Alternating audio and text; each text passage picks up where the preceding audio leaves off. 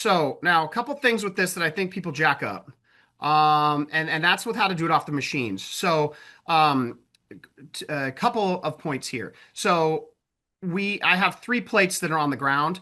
He's not actually doing a three plate drill here, but I really like to use one of our load series type of drills, whether that's one of the step backs or one of the pivot picks, and do it out of three plate.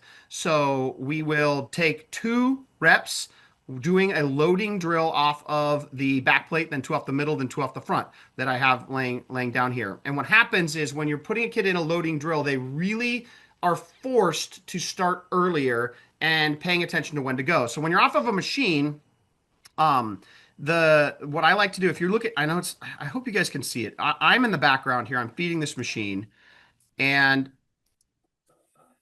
if you watch the timing, so like you might, if on the back plate, you might be able to start going forward when I put the ball right there in the wheels.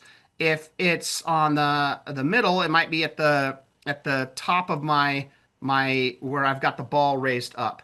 And that's when you have to start. And then when it's on the front, you might have to start the second I raise my hand. So those are 3 different timing things that we have to do. And I want them practicing going at different times. I don't want them going to auto mode and not thinking about when they are going. So I like to ask them when they're going. That is one thing. The other thing that I like to point out, notice how I don't talk about this ever, and I think it's a super important distinction. I think that it's rough to do machine work with kids when you take the ball, you hold it up, you put it on the ramp, and it kind of jiggles, and then you let it go, and it shoots through. If you watch how I feed the machine, I try to make it one smooth motion. So it's not, it's just up and down. And he's just on an opposite field power day, but which is not the point of this video. I just wanted to show the smoothness of how I'm feeding that. I think that if you're going to work on timing and you as the feeder are just super inconsistent, it's a hard thing to do. So that's how I like to feed it. It has to be the same timing, like you every time, and then you adjust when they start by moving them up. So any questions on any of that? Is that any of that helpful? What are the different like you kind of talked about hand separation from the pitcher, you talked about release. Like what are the points you would suggest keying off of to build your timing for faster guys, slower guys, Yeah. etc.? So, um, some some ones that I like when he goes forward, you go forward. That can work for the she too. The for the girls, when hands separate is one. When can you see me when I do this?